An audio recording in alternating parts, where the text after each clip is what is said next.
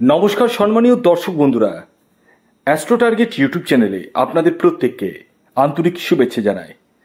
আপনি যদি মিথুন রাশির জাতক ও জাতিকা হন তাহলে ভিডিওটি আপনাদের জন্যই, কারণ এই ভিডিওতে আমি আপনাদেরকে বলবো 12 বছর পর দেবগুরু বৃহস্পতির মহাপরিবর্তনে মিথুন রাশির আপনাদের কেমন যেতে চলেছে। গুরুর কৃপায় ভাগ্য কর্মে উন্নতি কিন্তু হবেই। কি হতে চলেছে সবটাই আমি আপনাদের সামনে তুলে ধরার চেষ্টা করছি। ভিডিওটি খুব ইনফরমেটিভ হতে চলেছে, ভিডিওর এতটুকু অংশ কিন্তু মিস করবেন না। দেখুন, দেবগুরু বৃহস্পতি আপনাদের সেকেন্ড হাউসে ট্রানজিট করছে। সেকেন্ড হাউস, যেটি আমাদের অর্থের জায়গাটাকে বোঝায়। সেকেন্ড হাউস আমাদের অর্থের জায়গাটা বোঝায়, আমাদের ফিনান্সের জায়গাটা বোঝায়। অর্থাৎ আপনাদের ফাইন্যান্সিয়াল জায়গাটা ডেভেলপমেন্ট হওয়ার সম্ভাবনা কিন্তু প্রবল হারে দেখতে পাওয়া যাচ্ছে। যাদের প্রচুর ফাইন্যান্সিয়াল প্রবলেম ছিল তাদের সেই জায়গাটা কাটতে চলেছে।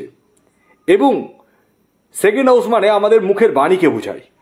অর্থাৎ আমরা মুখের মাধ্যম দিয়ে যারা ইনকাম করছি, যেমন উকিল, যেমন অ্যাস্ট্রোলজার, যেমন ডক্টর, তাদের ক্ষেত্রে কিন্তু যথেষ্ট বেটারমেন্ট আসতে চলেছে। এবং যারা কনসালটেন্সি লাইনের সঙ্গে যুক্ত রয়েছেন তাদের ক্ষেত্রেও বেটার অপরচুনিটি কিন্তু হাতছানি দিতে চলেছে।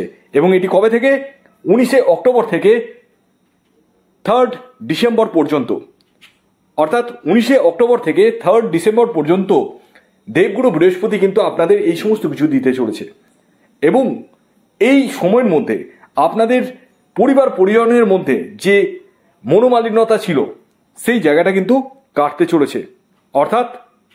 অর্থাৎ আপনাদের আত্মীয় পরিজন এদের কাছ থেকে কিছুটা হলেও হেল্প আপনারা কিন্তু পাবেন, এই জায়গাটা কিন্তু রয়েছে। এবং আপনাদের এই সময়ের মধ্যে অর্থাৎ 19শে অক্টোবর থেকে 3rd ডিসেম্বর পর্যন্ত কর্মক্ষেত্রে উন্নতি, যারা বেকার রয়েছেন তাদের কর্মপ্রাপ্তি সম্ভাবনা কিন্তু হয়ে উঠতে চলেছে।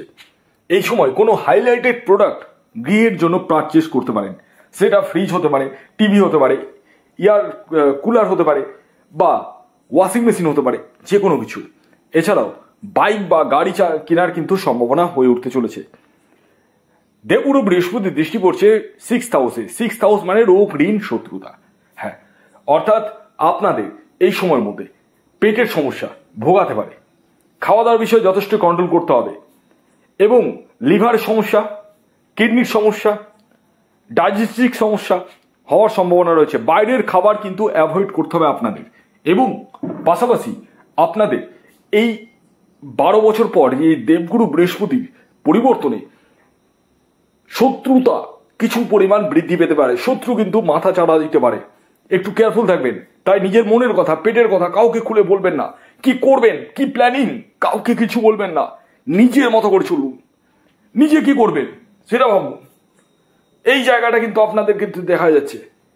অর্থাৎ শত্রু কিন্তু বিচলিত করতে পারে, মাথাকে ঠান্ডা করে চলতে হবে আপনাদের। এটা কিন্তু মাথায় রাখবেন, মাথা ঠান্ডা করতে হবে আপনাদের। এছাড়াও এই সময় কিছু অংশে ঋণ হওয়ার সম্ভাবনা রয়েছে। ঋণ, লোন হওয়ার সম্ভাবনা রয়েছে। নতুন কোনো লোন, হয়তো আপনি একটা গাড়ি পারচেস করে ফেললেন, বা একটা জায়গা পারচেস করলেন, বা একটা ফ্ল্যাট বুকিং করলেন, সেই জায়গাটা রয়েছে। অর্থাৎ দেবগুরু বৃহস্পতি কিছু অংশে কিন্তু লোনও দিতে চলেছে। এছাড়াও দেবগুরু বৃহস্পতি দৃষ্টি পড়ছে অষ্টমভাবে।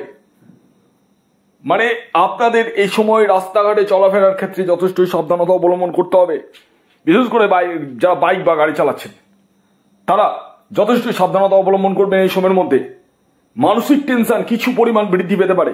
মানসিক চাপ, মানসিক উদ্বেগ বৃদ্ধি পাওয়ার সম্ভাবনা রয়েছে।